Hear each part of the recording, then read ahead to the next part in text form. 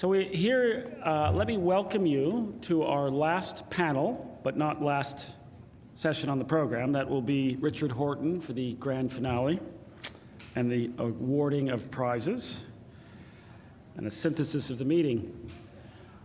Just to be clear, I am not Minister Binagwaho from Rwanda, in case you were in doubt. She was unfortunately unable to be here at quite short notice, and we came up with a formula where two men would try to substitute somewhat ineffectively for the minister. Paulin Basinga from the Gates Foundation, but also from Rwanda, is going to speak some of what the minister was going to mention, and I have got the task of chairing. We have 6 presenters. We have a very important topic, the Post-2015 agenda and metrics around that. And I am going to now pass over to our presenters. My main task here is to be a careful guardian of the clock as a warning to our speakers. Since we have 6 and we have a 90-minute session, and hopefully we'll have some time at the end, albeit not much, for some poignant and sharp questions. So our first presenter, and then what I'll ask is each presenter just to pass on to the next speaker in order. So we have Katrina Ortblad from IHME. We have Boerma from the World Health Organization.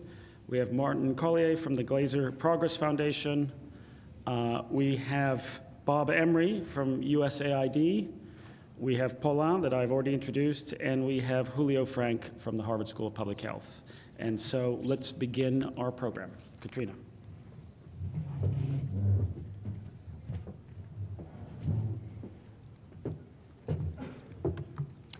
Thank you. My name is Katrina Ortblad, and I'm with the Institute for Health Metrics and Evaluation, where I'm a postbachelor fellow.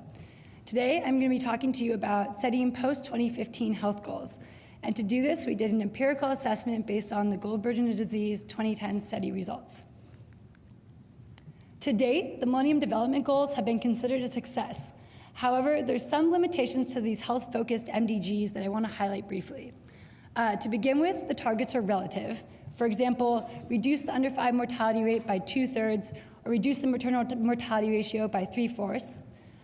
As you can tell, these targets are also variable by indicator, and these targets were largely generated from a consensus exercise. Now, on May 31st, just a few weeks ago, the high-level panel of eminent persons appointed by the United Nations released a blueprint for the post-2015 development agenda. The purpose of this panel was to help inform the upcoming Sustainable Development Goals, or SDGs, which have a 2030 deadline. Now, the panel recommends 12 goals for the post-2015 development agenda. In this next iteration of health goals, there's a particular emphasis on increasing synergies between health and other development sectors. Consequently, there's 11 health-focused targets embedded in 6 of these proposed 12 goals. Now, you can see that of these 6 goals, only 1 is specifically health-focused. Proposed Goal 4, ensure healthy lives. Proposed Goal 4 is largely a continuation of MDGs 4, 5, and 6, with 3 of the 5 health targets specifically dedicated to this agenda. However, they have also extended these targets to include neglected tropical diseases and priority non-communicable diseases. So what do these targets look like in more detail? Some look like proposed goal 5B, reduce stunting by X%, wasting by Y%, and anemia by Z% for all children under 5. While this is great, this target is still defined in relative terms, which we listed as one of the limitations for the current MDGs. And we still need to define what X, Y, and Z are. Some of the other proposed targets look more similar to target 4A and 4C, end preventable infant and under 5 deaths, and decrease the maternal mortality ratio to no more than X per 100,000. Here we still have the problem of defining X. However, these targets are advantageous because they are defined in absolute terms. The advantages of absolute targets are that they are equity promoting. They can easily be applied at the subnational level, and they shift the focus to countries that have the largest achievement gaps. For the rest of this presentation, I'm going to focus on a method we developed that can help define or help determine absolute targets and help define the X's. For simplicity's sake, I'm going to focus this method on the continuation of MDGs 4, 5, and 6.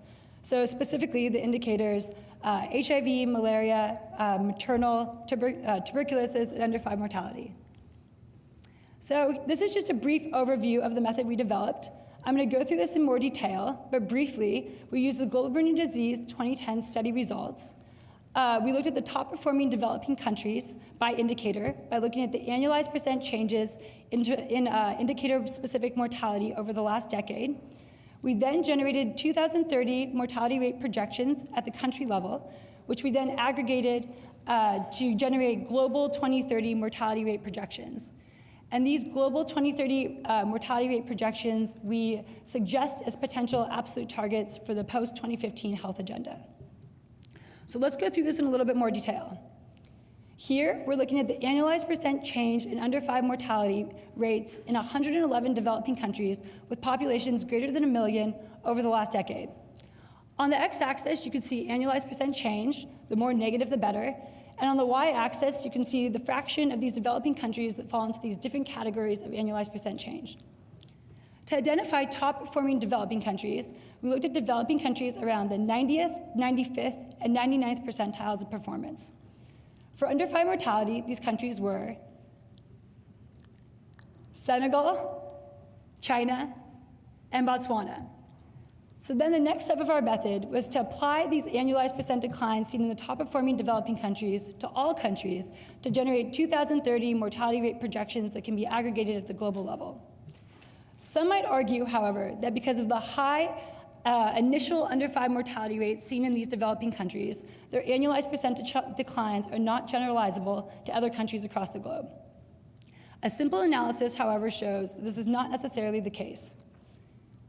Here, we're looking at tuberculosis, and we're looking at the relationship between initial mortality, so mortality in the year 2000, and annualized % change in mortality rates over the last decade. In this graph, on the x-axis, we have annualized % change. Again, the more negative, the better. And on the y-axis, we have the tuberculosis mortality rate in the year 2000. Here you can see that the data is scattered, showing the lack of relationship between these two variables.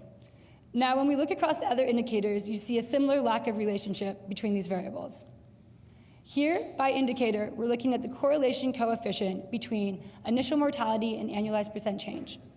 Again, the purpose of this is to assess if there's a relationship between high initial mortality and large annualized % declines.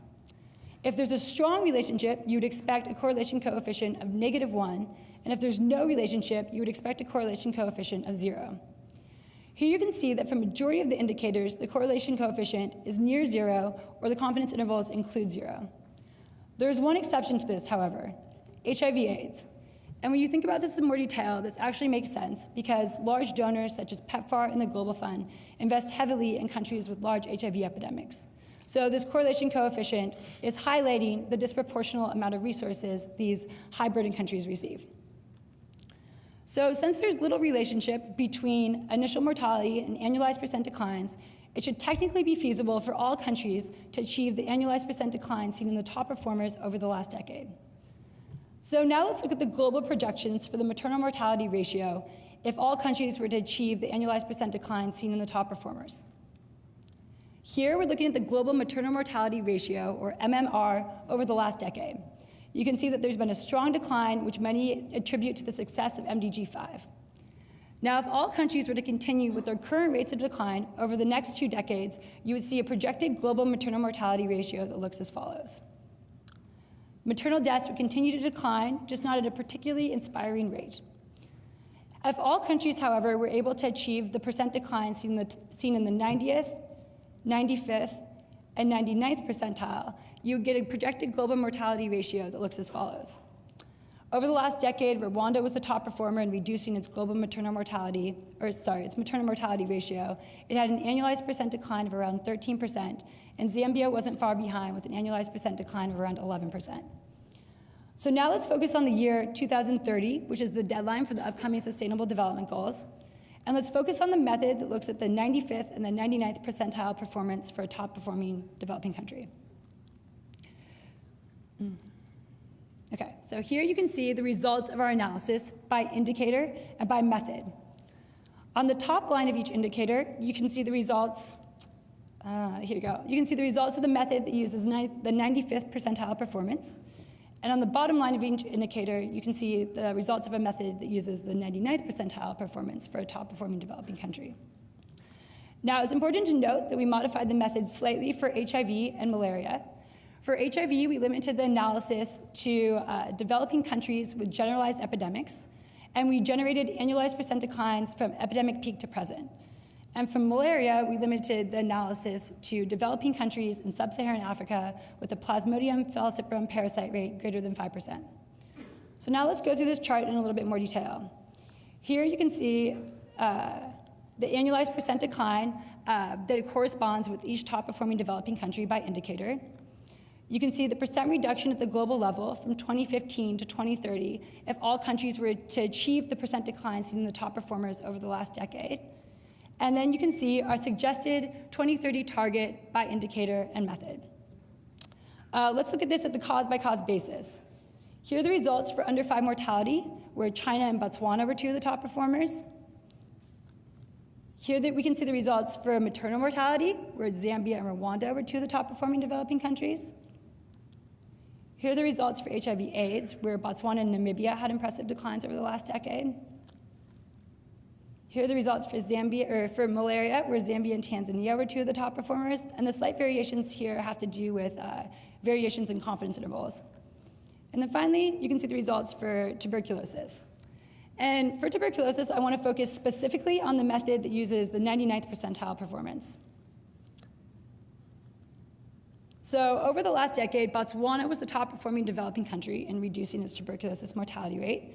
It had an annualized percent decline of around 8%, which results in a proposed 2030 target of 4 tuberculosis deaths per 100,000.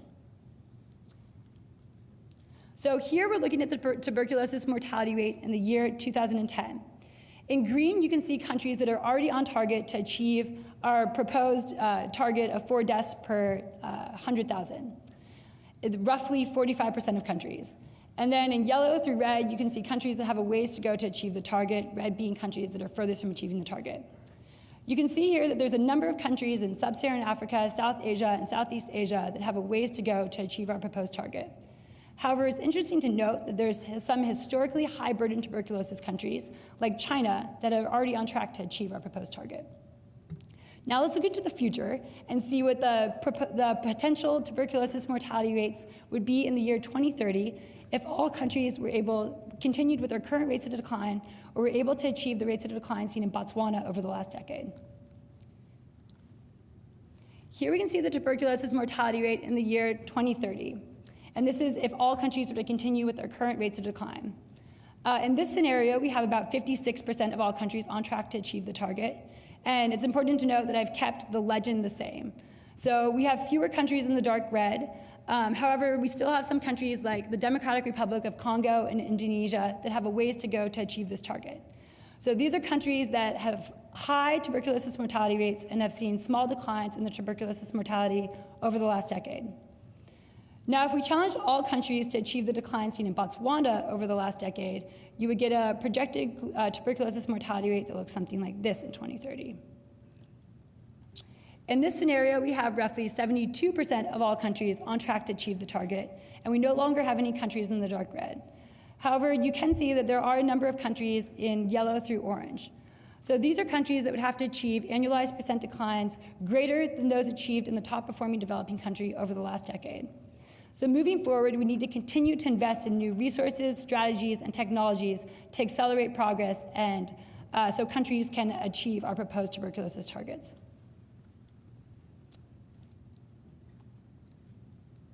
In conclusion, past experiences can be used to set ambitious targets. Also, consistent benchmarks should be used across indicators. It doesn't make sense to use different methods and standards to generate variable targets by indicators. And finally, absolute targets are equity promoting. They change the discussion from countries that are historically high burden to countries that have the largest achievement gaps. They are also easily applicable at the subnational levels or amongst different income quintiles. And finally, they motivate donors to invest in countries that are the worst off, ultimately promoting a more equitable global health landscape. Thank you.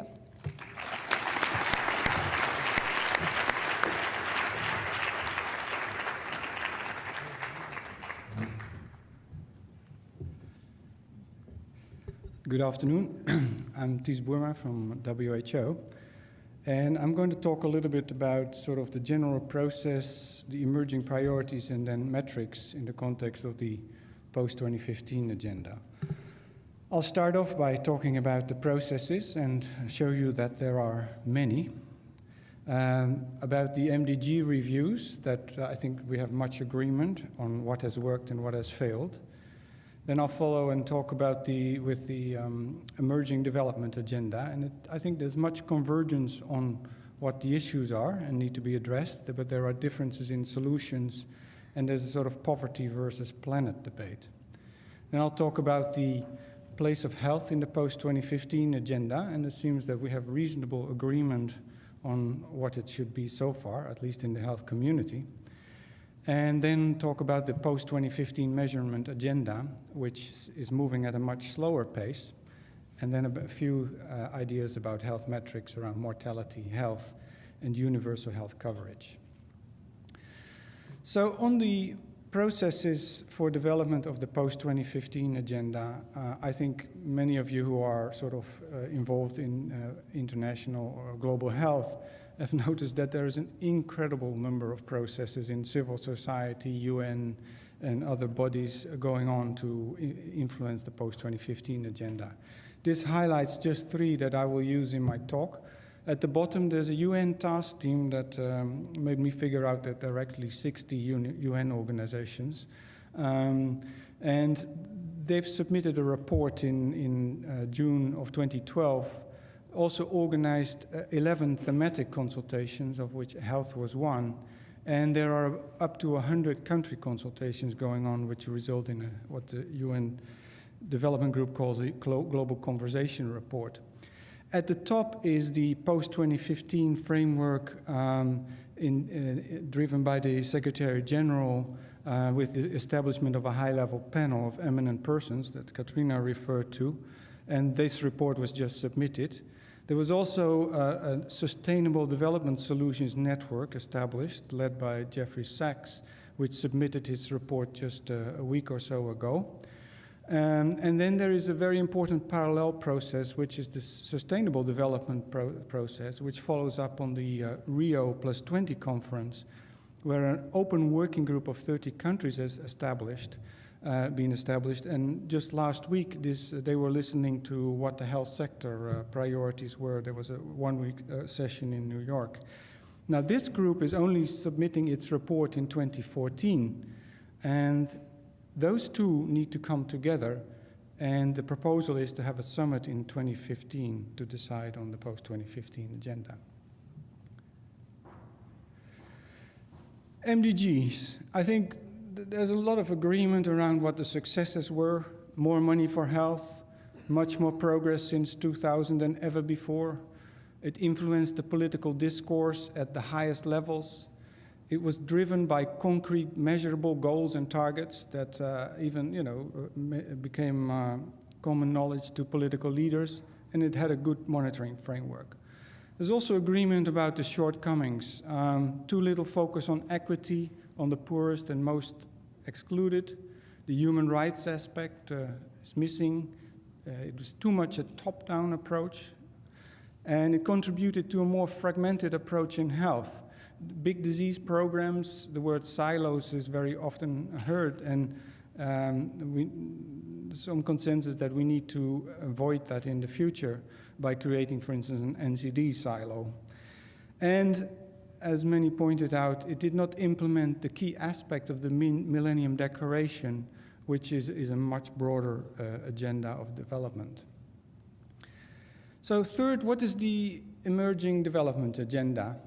So these are sort of the key reports. There's the Rio +20 report, The Future We Want, the UN Task Team, Realizing the Future We Want for All.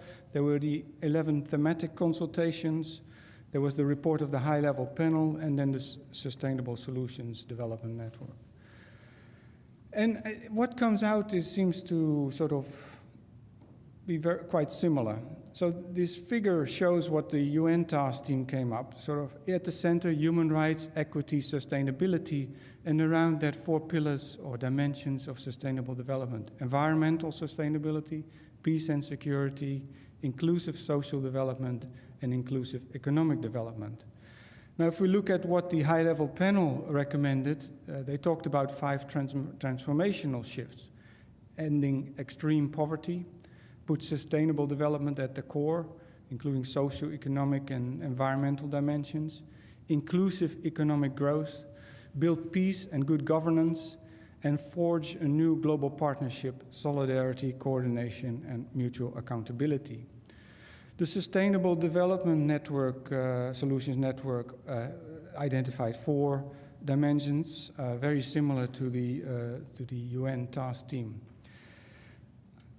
There are, however, quite subtle and not so subtle different levels of emphasis, and it sort of focuses a little bit on those who emphasize the poverty agenda, the continuation of the MDGs as the priority, and those who want also continuation of the MDGs and the poverty agenda, but a much broader focus on the planet and sustainable development as a whole.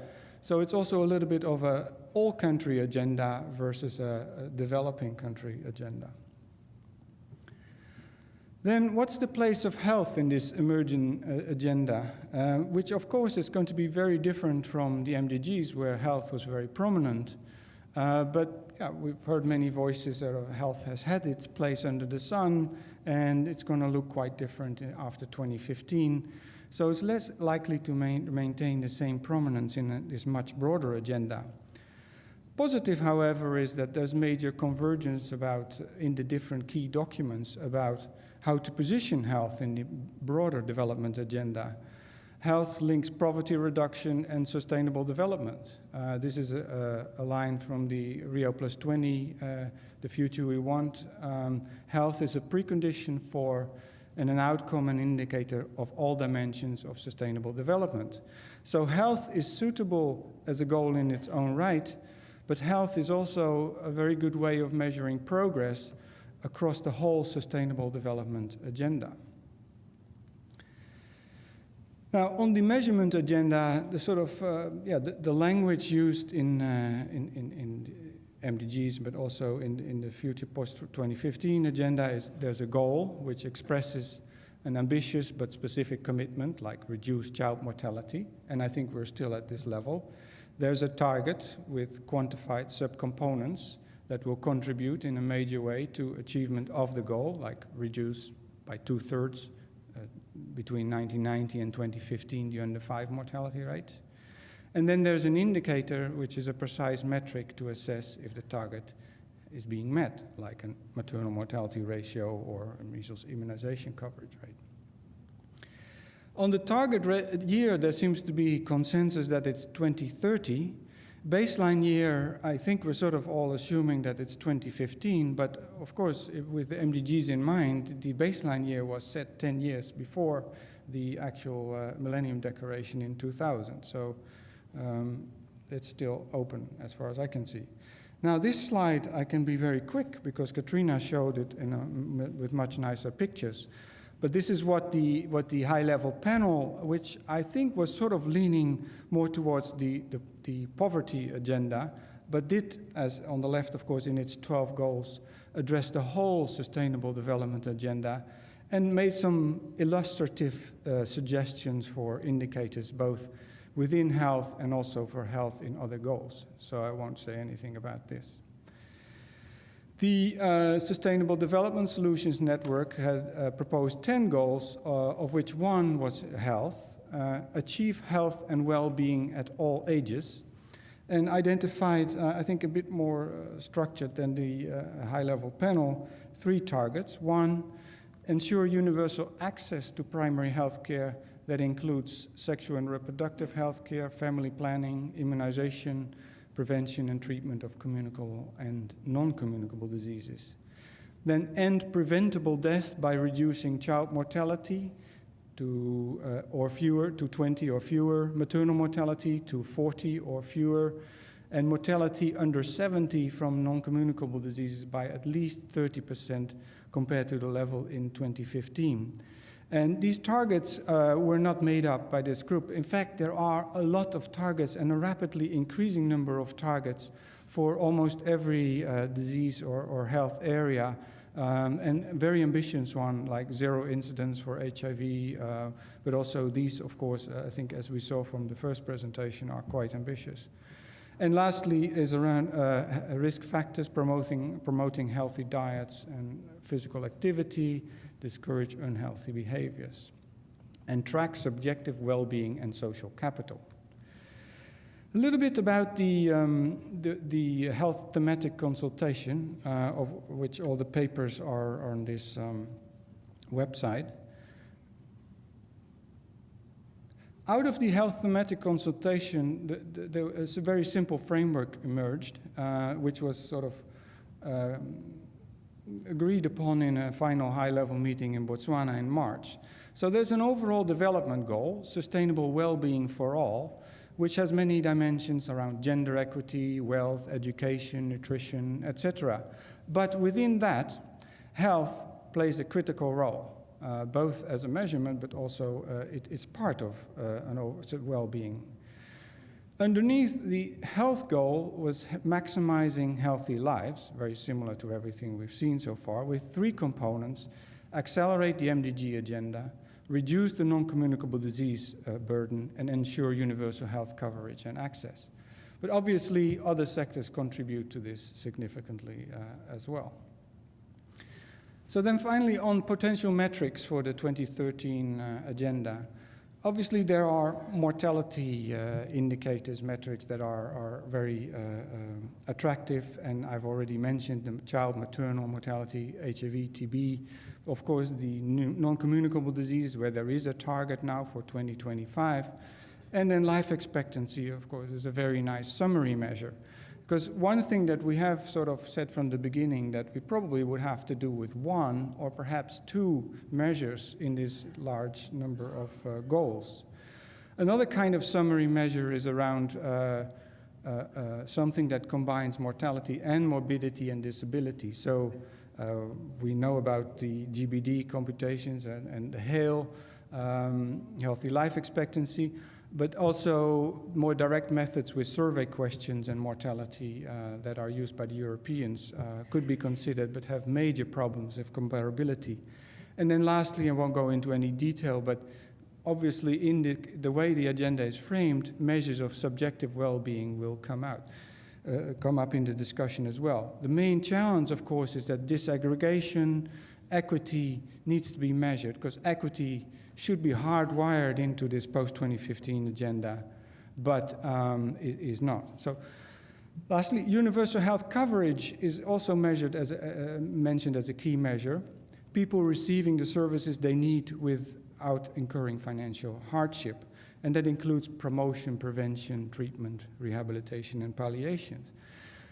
There's quite some discussion whether it's a means or an end, but universal health coverage not only helps people improve health and household financial well-being, but also people value it for its own sake, so as an intrinsic measure. There are these three dimensions around population, who's covered, services, which services are covered, and financial risk protection. And one could think about indicators and an index around these three areas: financial risk protection, service coverage, and equity. One of the main challenges is going to be good treatment measures, because the need is very difficult to define, and we're particularly keen on measuring population need. And this, I think, is where biomarkers could play a major role. So to conclude, it's a big and complex inclusive process that's in progress, some convergent, but a very uncertain outcome. Goals and targets is the most difficult part, which is still ahead of us, and the measurement challenges will be considerable. But health is currently in a fairly good place in the overall development agenda as a critical contributor to development, as a benefactor of development, and an essential measure of development. Thank you.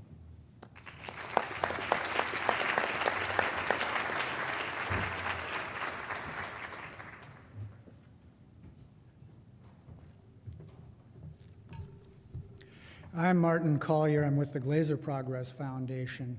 I am not going to talk about health metrics much today.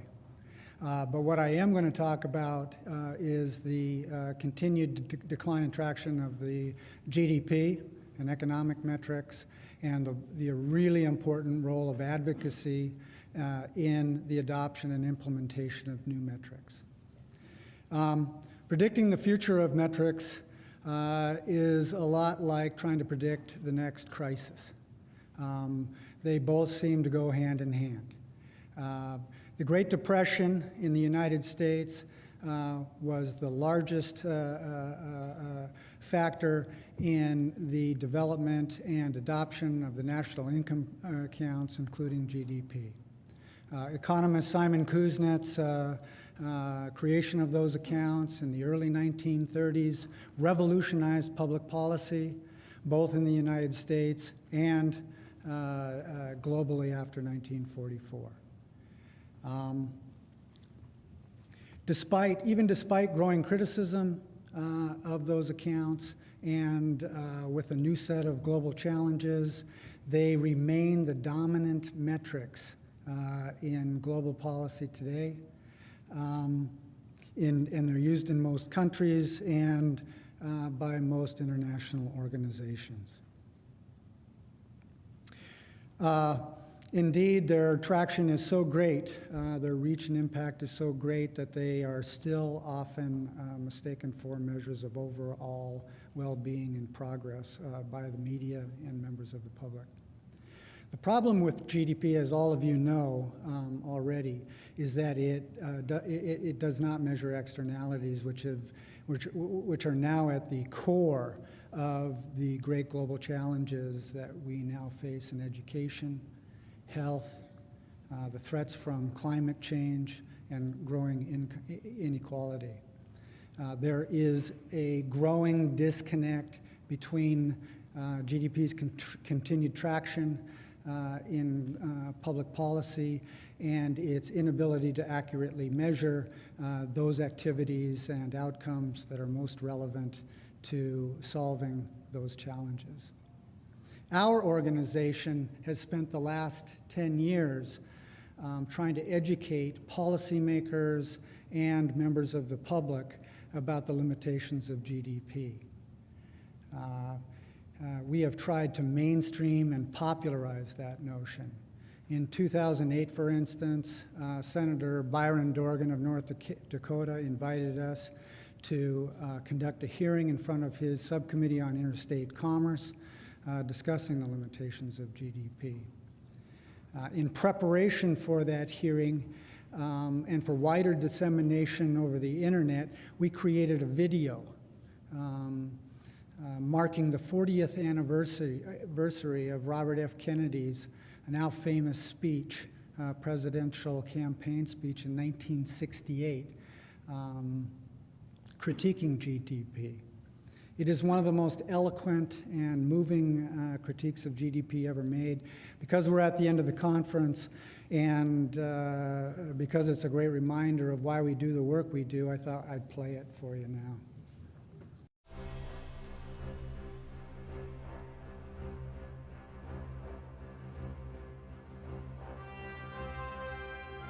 Too much and for too long, we seem to have surrendered personal excellence and community values in the mere accumulation of material things. Our gross national product now is over $800 billion a year.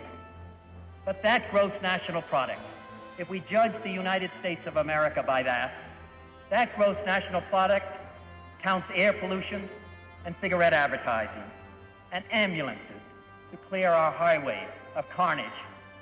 It counts special locks for our doors and the jails for the people who break them. It counts the destruction of the redwoods and the loss of our natural wonder in chaotic sprawl. It counts napalm, and it counts nuclear warheads and armored cars for the police to fight the riots in our cities. It counts Whitman's rifle and Speck's knife and the television programs which glorify violence in order to sell toys to our children. Yet the gross national product does not allow for the health of our children, the quality of their education, or the joy of their play. It does not include the beauty of our poetry, or the strength of our marriages, the intelligence of our public debate, or the integrity of our public officials. It measures neither our wit nor our courage, neither our wisdom nor our learning, neither our compassion nor our devotion to our country. It measures everything in short, except that which makes life worthwhile. And it can tell us everything about America, except why we are proud that we are American.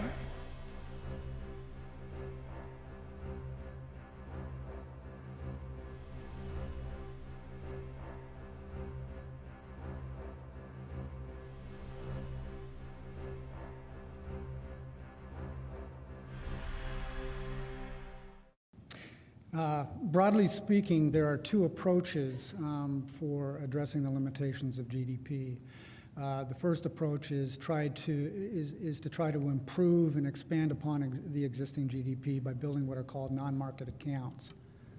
Accounts that will better measure the so-called externalities that we now miss.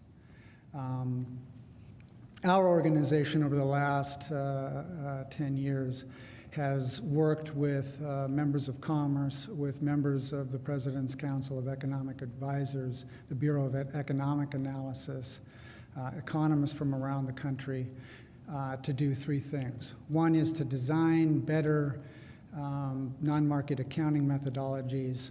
The second is to actually begin building non-market accounts in the areas of health and the environment. And the third is to develop better data for non-market accounts, specifically better population time use data for the United States, which we think is going to be a principal data set for the construction of non-market accounts. The second approach to the limitations of GDP is to build new metrics, like the GBD. With the intent of either supplementing the existing economic accounts or eventually displacing those accounts. We have used and participated in the development of those metrics in connection with our work with the Global Fund and in-country helping health centers in Rwanda. The clear advantage to building non-market accounts is that you're already working with a system of metrics that has tremendous traction. Changing that system has immediate policy implications.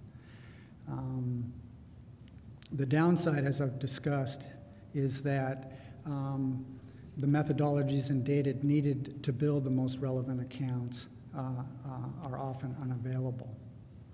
The situation with respect to building new accounts is entirely reversed. In building a new account, you get to focus on building an extremely rigorous, refined, robust metric that is extremely relevant to policy decision-making and to the challenges that you face. The downside to developing a new metric, whether it be GBD, the Human Development Index, or any other new metric, is the huge curve encountered in getting that metric adopted and implemented. It is, in a sense, the 7/10 of the iceberg below the water. In my experience in working with organizations developing new metrics, they significantly underestimate the challenges they're going to face and the resources they will need to implement new metrics. While investing heavily in the creation of the new metrics, they underinvest in the communications, advocacy, marketing infrastructure that's necessary for implementation. They also significantly underinvest in the tools necessary for measuring the progress towards implementation. In other words, measuring the measurement. Based on these comparative advantages and disadvantages of the two approaches, convergence of those two approaches is likely in the future, in my opinion. I think there's evidence already of convergence in the use of terms like money for value,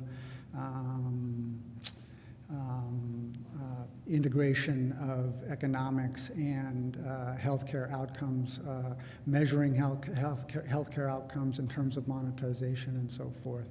And I would expect convergence to continue between economic approaches and non-economic approaches. Finally, one of the things I would like to say in closing is that whether you're talking about the GDP or the GBD, it's important to remember that metrics are tools, and only tools, not ends in and of themselves. They're tools for helping us achieve what we all decide we want to achieve. In the 1930s, the Great Depression, the crisis of the Great Depression, helped create the political will to radically change the public policy in the United States and implement the necessary tools for leading the United States out of that depression. The question today is not whether or not we can create the policies or the tools to address the global challenges we face. We can build those tools. Conferences like this tell me we can build those tools. Rather, the question today and the question for the 21st century is whether we can build the political will, the political courage to implement those policies and tools. Thank you.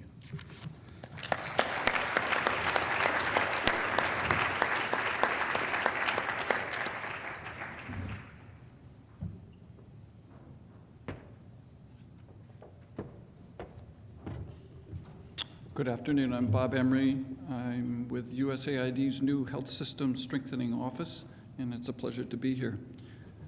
Where's that clear here? So I, too, have a call from the high-level panel. In the 4th chapter, it says, wanted a new data revolution. The post-2015 process needs to bring IT, mobile, and statistics communities together and to start now to improve the development data. What I'd like to say for this session is, and to point out with some suggestions of things that I've seen going on in our work at USAID, is that this is a realizable a way forward. That is, that a data revolution is possible, but that I would suggest that it's important that the community of people working on health system strengthening be included in it as an integral part of the process as well.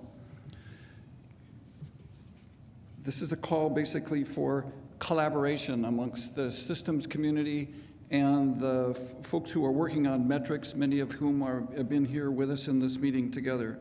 In developing countries at the national and local level, as well as on a global basis, it's very important that we work together to be sure that the agendas needed to move forward for researchers and the metrics, R&D activities, and the work that's involved with defining health systems, strengthening goals, and realizing those are an important area for collaboration. Our two communities have many things in common, including many areas of tools and language from epidemiology, the social sciences, and from the overall work in biostatistics that help us pursue our work in reaching biomedical and social goals. We have those in common. We have an opportunity to offer each other's agendas and put them together in such a way as to make more progress against both of them. I'd like to point out some things related to the enabling environment around this work that we're engaged in together, and to talk about some things related to changes in technologies that I think will affect the way our systems work and our metrics work will be affected in the post-2015 period, and then end with a couple comments on ways in which we could collaborate more fully. First, with respect to the enabling environment, many countries in the developing world are now seeing very high growth, surprisingly high growth in their economies, apropos our last presentation. And in those situations, countries are in a position now to be in more direct control of many of the things that would be involved with health system strengthening, and there are great promise for them with country-led processes of health system strengthening, of making great progress. In those countries that are not in that position yet or now with their economies, we have an even greater challenge in many cases to build their capacity so that we can see progress made both in the development of their health systems and in the development of their capacity to do their own metrics. Let me remind you of a few things that got us to where we are today in our health system strengthening activities. When we talk about health system strengthening, there are many definitions. The world is now filled with many points of view about how health system strengthening could best be defined and measured. The World Health Report for the year 2000 provided us with a comprehensive view of health systems and suggested a number of ways, with some controversy, of measuring health system performance. Many have suggested additional ways of making refinements and definitions in the definitions and categories for that work. But the goals used in the World Health Report for 2000, it seems to me, remain still amongst our best tools for understanding where we should be going. They proposed, as you know well, on the right-hand side, improvements in health status, improvements in the fair financial contribution, the way in which financial contributions are made, which is in many cases now referred to as financial protection, and responsiveness to the people's non-medical expectations. So health status improvement as an objective, first I should say, it came as a surprise to many of the folks in the health systems community at the time, back now 13 years ago, because unfortunately some of them took their health systems work to be a goal all by itself and weren't paying a whole lot of attention, unfortunately, in the models that they were using for health system strengthening to whether or not people were getting healthier. Fortunately, that has changed a lot now, and many of the sessions that we've had in this amazing conference this last 3 days have pointed to some of the progress that's been made in measuring health status. Fair financial contribution, which is now referred to often as financial protection, has grown in its significance over the time since the report was originally published. And in many ways, the universal health coverage movement that T's mentioned, it seems to me, got part of its start and impetus thanks to the attention given to financing and financial protection that was in the report itself. Responsiveness to people's non-medical expectations, as stated as an objective, is still less well known and in many cases much misunderstood. I feel strongly that this deserves more attention in the post-2015 agenda, and I can point to some evidence that we're seeing in research that we're doing in the communities involved with maternal and reproductive health, where we find that patients come to present, for example, for delivery and are mistreated, are ignored, or are otherwise not given proper attention, which has, of course, great risks from a medical point of view, but also from a health systems point of view, it has the additional prospect of putting countries in a position of not being able to expect that families will return for services. So this is a really significant matter. So what are we doing when we do health system strengthening? Health system strengthening at its core has to do with the middle box there especially. What we're looking at is a whole combination of processes in assembled in different ways across the health system of a given country. No two countries come anywhere close to looking the same from the point of view of those processes. But one of the important things that our health system developers need to be doing, and the community of folks working on metrics need to collaborate, it seems to me, need to and would benefit from collaborating with us in that, is basically better understanding how to see commonalities across those processes from place to place and finding ways in which those processes can be made to function better, or in some cases be eliminated if they in fact aren't pulling their own weight. In many cases, the development of those processes it represents an important agenda for the post-2015 period. We have many examples of health system strengthening which are thought to be good investments, but in fact are, in many cases, just supportive activities. There have been several journal articles that have distinguished between support kinds of health system strengthening and health system strengthening which has the intent of changing the way in which the health system actually functions from a policy and functional point of view. And so I guess in many parts of what we're talking about here for the agenda for post-2015, those kinds of improvements that are made as investments in health system strengthening, which are mostly just putting more inputs into the same system and therefore seeing some more output, should be moved aside for purposes of developing health systems and moved in the direction of putting us into those reforms which will in fact make the system more effective. Here's the box that Tees showed. I won't go through all the details of it. The universal health coverage movement has put us in a position, it seems to me, to be able to better explain much of what we work on in health system strengthening. It's captured people's attention. It's understandable and explainable to lay public and to specialists in medicine and in health systems as well, so it provides us with a common language. Those three dimensions each are complicated to measure, it turns out, as many of you have been working on that from your own vantage points. Certainly a post-2015 or a pre-2015 push for us to better understand how to measure those and put countries in a position to be able to measure their country's performance along those axes remains an important contribution to metrics and to health system strengthening. Without guideposts and milestones to put us in a position to be able to understand how well health system strengthening is moving, we risk not being able to show where we've been able to make progress or to point out and make justifications for how to make the program move forward. So what should be the priorities for working on health system strengthening in the period going ahead? Let me just point out three quick areas for particular attention. First, the work on health system performance needs to continue rapidly so that we better understand what those guideposts can be and put us in a position to understand that. We need also to give attention to work on the building blocks of the health systems.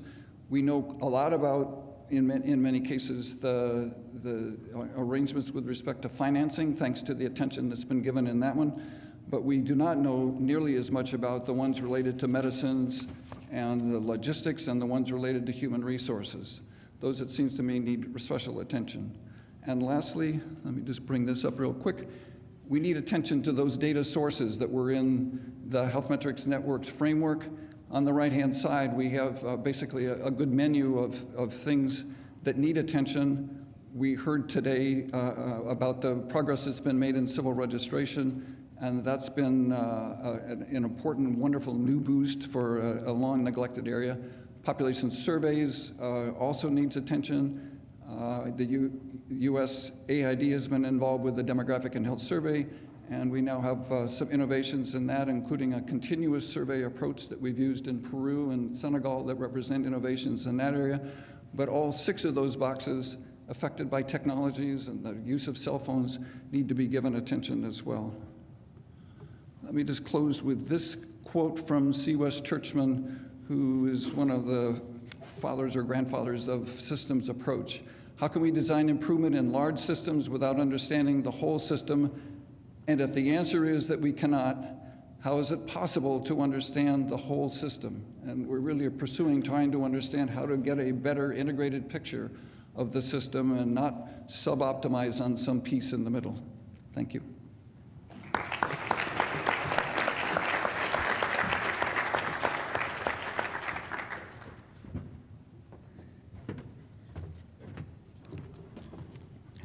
Thank you very much.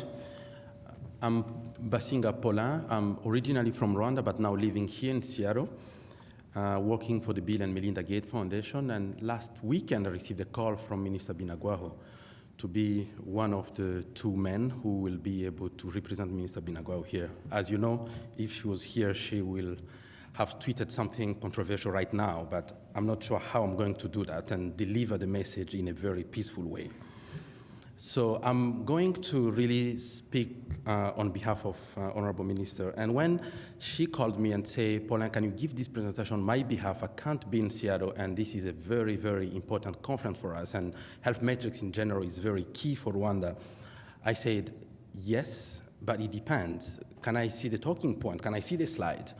Then I saw the slide, and I just realized that it's really summarized my past 10 years in Rwanda before I joined the foundation, because I was working at the School of Public Health in Rwanda, and each study that we did in Rwanda, when working with the minister, when she was either permanent secretary or executive director of the National AIDS Commission in Rwanda, or a practicing pediatrician, the whole issue was, what does the Ministry of Health get from this data? How do we translate that into policy?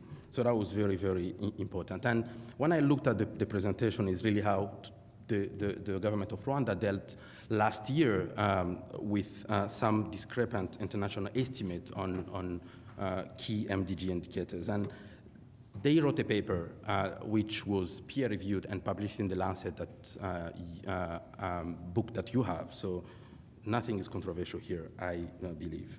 So I'm going to start by showing this first graph, which really triggered the paper that the minister and her co-authors wrote about this discrepancy in data. So when the government of Rwanda was trying to assess their progress toward achieving MDG 4, they looked around and found that there were discrepancy in international estimate on Rwanda, which was published by different international organizations, but not because they were not looking very closely on the data, but only because they were using different data from different set of data. If you see the first one published in 2012, all were estimating child mortality in 2011, but using different inputs in the model. And the first one, which was quite close to what the government of Rwanda was looking at, used the latest DHS 2010, but the other two were using the last, the DHS 2008, which data was collected. So this is what DHS 2007 and 8, and the data was collected back in 2006 and 7. And as you can see, there was a lot of discrepancy in those data. And what was very, very important is that the reasons for this different discrepancy may clearly be very clear for us if we understand the model, we understand the input into the model, but it's very, very not obvious for most of people reading the reports out there. And how many other countries have experienced the same thing? We don't really know. But this kind of confusion is partially the result of limited data, but it also concerned to sampler error that could be fixed with a more collaborative approach to global health metrics and evaluation. And the second slide here that I want to show is that when the government was closely trying to review the global estimate, they observed that reports from international health agencies, including WHO, UNICEF, and Gavi, indicated that vaccination was failing in Rwanda among the under 12-month-old. And they knew that those estimates was based on the last Rwandan census data, which the last one was in 2002, and then last year Rwanda was only conducting the 2012 census. And Rwanda also knew that they've been, since 2009, introducing 3 new vaccines. And as you apply for new grants to introduce a vaccine, you really look at your program and you make sure that you have a very robust MNE system in place, etc. And they estimated their target at almost 95% of newborn who were covered. And as you can see, the international estimate showed coverage declining from high 90s to approximately 80% just in 2 years. And they hypothesized that this was probably due to an artificial high denominator calculation, mainly because here you are using the number of child born each year in Rwanda. And upon very close examination of the data and methodologies, they observed that this was the case, and the estimated birth cohort used to calculate vaccinated coverage did not take into account Rwanda's increase in family planning uptake, and there was reduction in fertility rate. So as you can see, from 2000 to 2010, Rwanda increased their family planning coverage from 5% to 45%, while the total fertility rate decreased significantly. And this will really affect the number of child who are there to be vaccinated. And it's not because of any lack of commitment to child survival by anyone in these agencies or in Rwanda, but simply because of delayed updating of estimate. And it was reported that Rwanda was failing to vaccinate 20% of its children who did not exist. So then the minister would, as you know, the minister is very active in Twitter. So in June 22nd, she tweeted something and saying why those estimates are so different, why there is 20% discrepancy between the national estimate and international level estimate, and which was quite very interesting because it triggered a lot of high-level phone calls and debate and discussions, and a team came down to Rwanda, WHO, UNICEF, Gavi, came to Rwanda to discuss the rationale, and they realized that the hypothesis that the Rwandan government had was really correct because the denominator that was used was not an updated one. And they learned that, and the data was updated and corrected, and they learned that routine dialogue and consultation of the input for estimate is crucial to ensure timeliness and accountability. So as the Minister of Health, they need to be held accountable for improvement tracked by best data on these important indicators. But accountability becomes difficult if estimates use all data. And like the data for the child mortality figures, or when they are not accurately linked to progress, like the one on vaccination. And then came the global burden of disease. The global burden of disease has been really very well received in Rwanda. And Rwanda has started also to use the data because one of the key results from the 2010 global burden of disease was that the leading risk factor for DALIs was household air pollution. And the minister confirmed that now using that data, Rwanda has been able now to secure a program that will avail more than 1 million new clean cook stoves.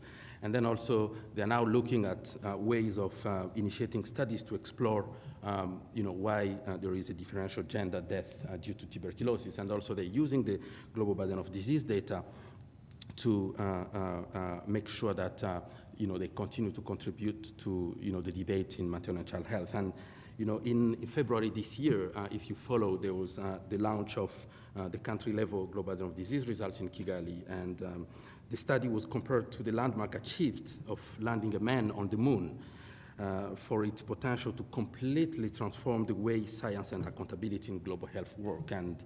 And as you can see, if we can do this to the moon, Kigali and Seattle are not very far. So experts in Geneva and Seattle should be talking to Kigali and Lusaka very frequently and making sure that we are using quite correct estimate. But there's still a lot to do. There's still a lot to do. Even though we have the global burden of disease, we have the GDP 2.0, which has the potential to be updated all the time. There remain great room for improvement. The most important area will be really the introduction of area collaboration with country stakeholders in identifying the most relevant and up-to-date source of data. So we understand that the timeline was constrained for the first global burden of disease release, but advised that accuracy and impact will be maximized going forward by closely engagement with Ministry of Health around the world. And she quotes, academic independency and true partnership are not mutually exclusive. So as one of example for the global burden of disease 2010, there was a clear discrepancy between the estimates around the mortality due to malaria for both the global burden of disease and the HMIS data from Rwanda, which was validated by WHO. As you can see, global burden of disease estimated almost 10,000 deaths in 2011. In 2010, which Rwanda estimated to be 670. So, the estimate in Rwanda, is not perfect, but the government of Rwanda don't believe that they will be so, off in this kind of order of magnitude. So it's really very important that we try to make sure that data, the source of the data are really validated. There is a need for transparency in all the estimates that we are putting out there, because even on my own experience, when we are dealing with big data set as the global burden of disease, here the unit of analysis is country, right? And we look at the country as one unit of analysis, and we compute data globally for, like East African is like one region, or Africa is one region. And we sometimes not forget, but it's very difficult, cumbersome to go and understand what is happening within countries, because within country there are different variabilities and there are different data sources. As a public health expert working within one country for some years, it's sometimes very difficult to get different estimates from the Ministry of Finance, Ministry of Health, the Central Statistical Office, etc. So here, what the minister realizes that when they reach out to try to understand why the estimate for mortality was so different in Rwanda, it they were told that because IHME researcher could not get access to very accurate data for each country, or the data was not available, they applied regional data in East Africa to make sure that there is no missing value in the extrapolation. So yeah, the minister is saying that it's very, very important that they understand the process, and the government can also have input into different projections, and also try to suggest accurate data that are out there. The other point is very, very important to note here is that it's important to remember that Ministry of Health across the developing world have much more to offer than simply providing data and consuming report. After all, the countries have, the capacity, because they're managing very large programs, and those programs are funded by different donors, implemented by different implementing partners, and the governments have the better landscape of what is happening in countries. So involving them and trying to understand what countries are doing already can be also a very good way to really understand how to, fix the global estimate and learn from the innovation. So this is an example how Rwanda try really to do their own kind of global burden of disease, like the Rwandan burden of disease, by involving many people. As the minister used to say in Rwanda, is that health is just very important to leave it only to medical doctors. We have to involve many other key stakeholders. And today, we stand almost exactly 2 years to achieve the MDGs, and the due date for Millennium Development Goal is here, and we are already talking about the post-MDG agenda. There is time to tackle the work that remains ahead if we pursue it in a relentless urgency, hope, and resilience. But setting successful new goals for a new era will require a new approach to partnership in global health. And in Rwanda, this is really seen as a potential of the global annual disease to really work with everyone and to promote ownership, transparency, and evidence-based action. So the minister believes that it's really very important to add country ownership, robust sciences, true transparency, independence, accountability, to make sure that we, with great hope, and make sure that we can use accurate data to improve the life of people living in countries. Thank you very much.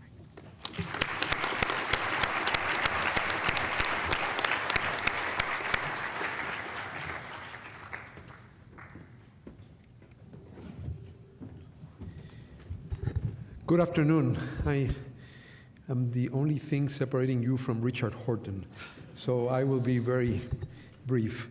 If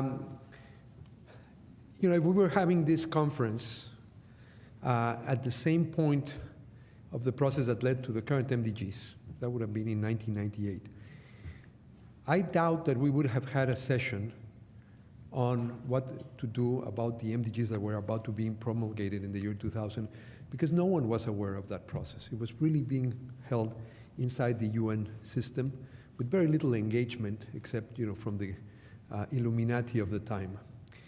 Today, this process has engaged an enormous amount of interest. And I think the reason is because, frankly, the MDGs have been a tremendous success. I am part of the group appointed by the Secretary General called the MDG Advocates. So I have to advocate, and I do believe that the evidence of the success of the MDGs is exactly the level of interest that this has elicited. But it's not just detached interest, it is a lot of self-interest, because the MDGs turn out to be enormously powerful in mobilizing unprecedented sums of money, of finances, of international development financing for health and other goals. By articulating very clear goals and some targets, it did have consequences, and I think the stakes this time around, 15 years later, are much higher than in the original MDG. So that's why this conversation is important. So I will, like Martin Collier, I will take more of a political tack into how to analyze what's coming ahead. And let me, and that's why I would like to focus on the way this whole discussion fits into the general topic of global health governance. Bob Emrey already gave you a glimpse of the report of the high-level panel of eminent persons, but let me give you the whole quote. They said, this panel said, "We recommend that any new goals," they're talking about post-2015, "should be accompanied by an independent and rigorous monitoring system." And then this is important, with regular opportunities to report on progress and shortcomings at a high political level.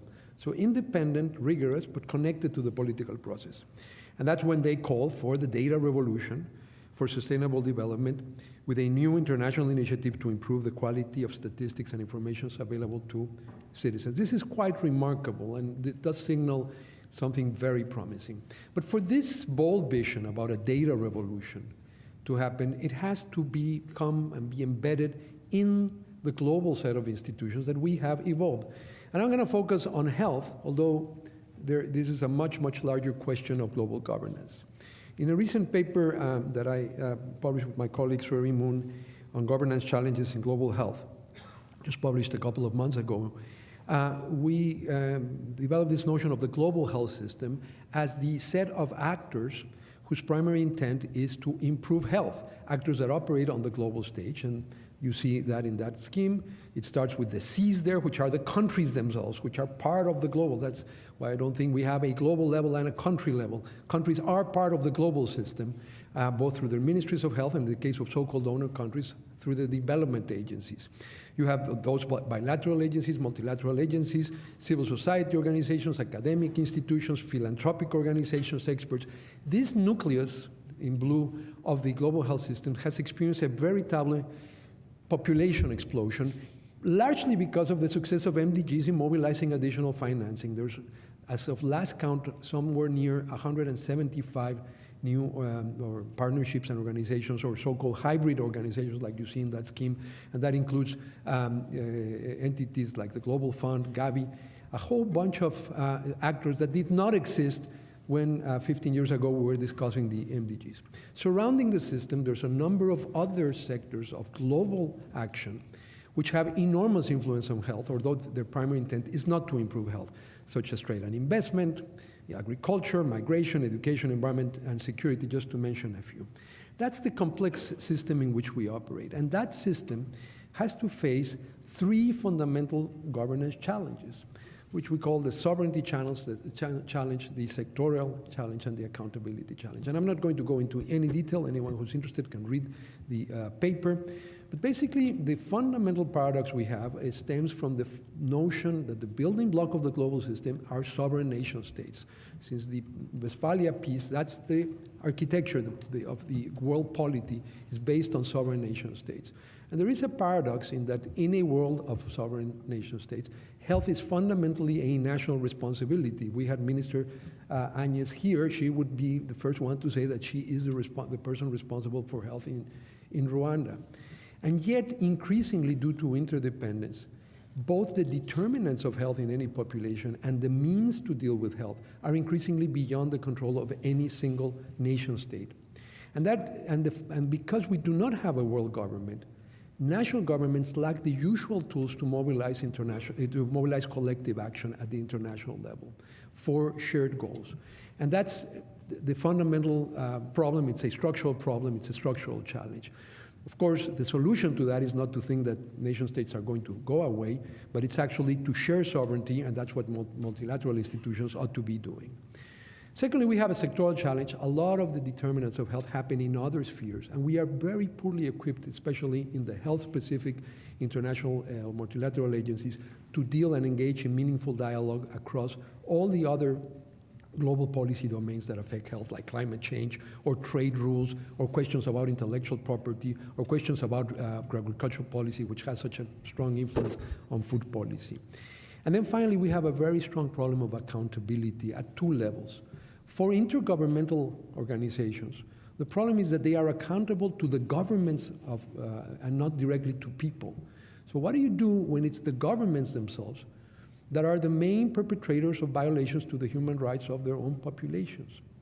How do you account for that? That's a big challenge. The second is the accountability of non-state actors. We have seen this growth in a very pluralistic global health system, and how to hold non-state actors to account has become a major challenge. How do we deal with these challenges? Well, I think we need to think of the global health system in terms of the functions, and we propose 4 essential functions. And for each of those, good metrics and efforts at evaluation are essential. The first function is the production of global public goods. The second is the management of externalities. The third is the mobilization of global solidarity. And the fourth is the function of stewardship. And let me just say one word about each of those. The production of global public goods is very clearly linked to the reason why we're all here, because research and the production of knowledge is the ultimate, should be the ultimate global public good. And that's a lot of what we do. And Chris, when he talked about the global burden of disease on Monday, he said, this is going to be a global public good, and that's exactly what it is. Derived from that, you have standards and guidelines. Standards like the International Classification of Diseases, without which nothing else would work, is exactly a great example of an international or global public good. And then very importantly, comparative evidence and analysis for shared learning across countries. That's another category, and it's very obvious how the health metrics and evaluation agenda fits here. The second function is the management of cross-border externalities, and those are actions or situations in one country that have effects on others.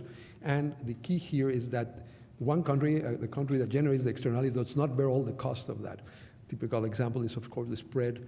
If a country has poor regulations on the prescription of antibiotics, and that generates antimicrobial resistance, and those bugs travel around, the original country doesn't bear any of the cost of those externalities on the rest of the world. There's a multiplicity of transfer of health risks. You have a list there. I'm not going to go through that, but clearly an expression of interdependence is the enormous growth on the transfer of health risks. So how do we manage that, those externalities? A fundamental element is surveillance and information sharing. And this, again, requires robust systems for measuring what's going on. It relates very strongly to the problem of accountability. Epidemiological transparency is a fundamental element to manage externalities, as we have seen in delays of countries in reporting outbreaks because of fear of the economic consequences. This is a very major problem. The third function is the mobilization of global solidarity. This is where most action happens at the international, among international agencies. I prefer this notion rather than the much more asymmetrical notion of aid and other asymmetrical concepts. I think we need to think about solidarity with some functions: development financing, the mobilization of money across countries, technical cooperation, humanitarian assistance, and serving as an agency for the dispossessed exactly in those countries that are perpetrators of human rights violations or of people who become dispossessed because of acute or chronic emergency and humanitarian crisis. And here, again, the role of metrics is very important, especially on the technical cooperation. And finally, let me talk about the fourth function of stewardship, which includes the efforts to provide strategic guidance to the global health system.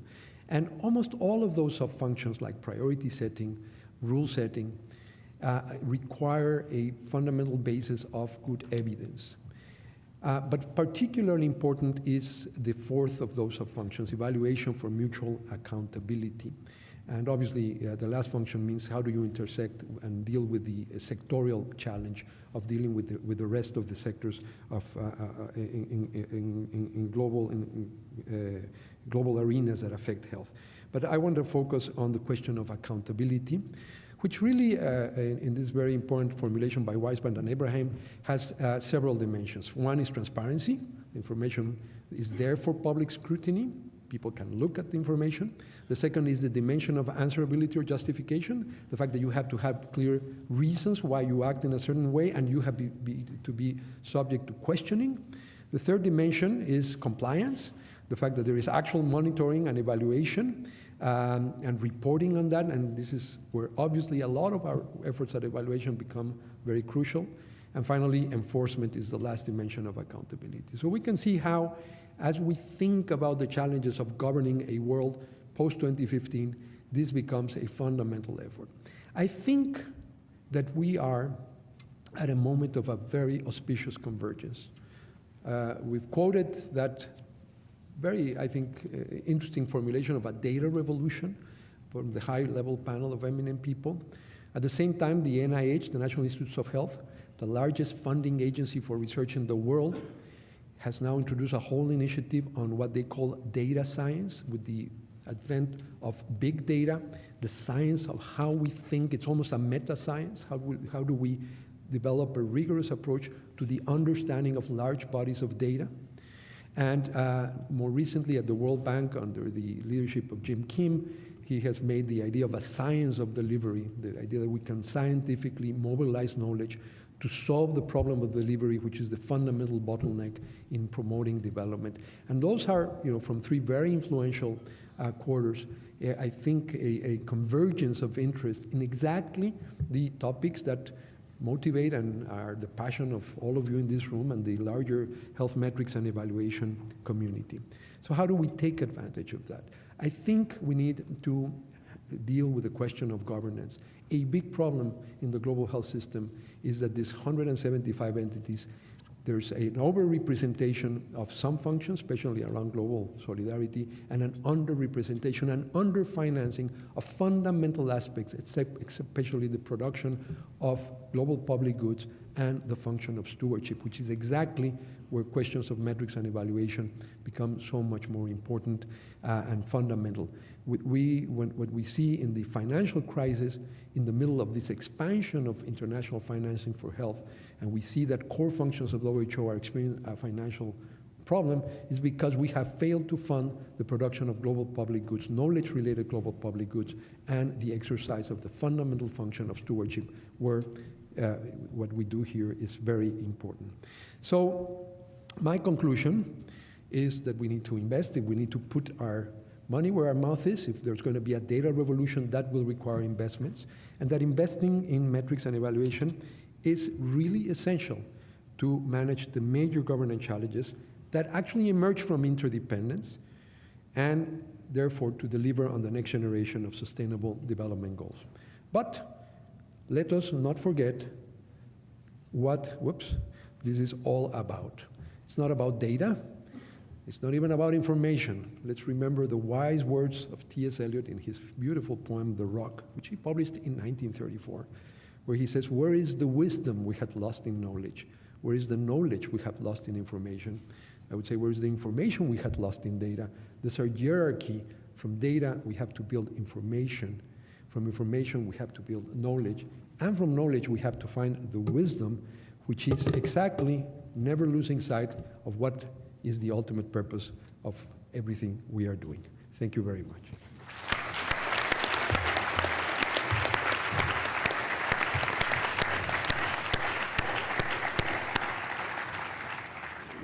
So I have to say that that was a tremendous panel, even though I didn't think we would get 6 talks that all fit together in a short time period. It certainly came together in a way that was a nice bringing together of many strands of conversation in this conference.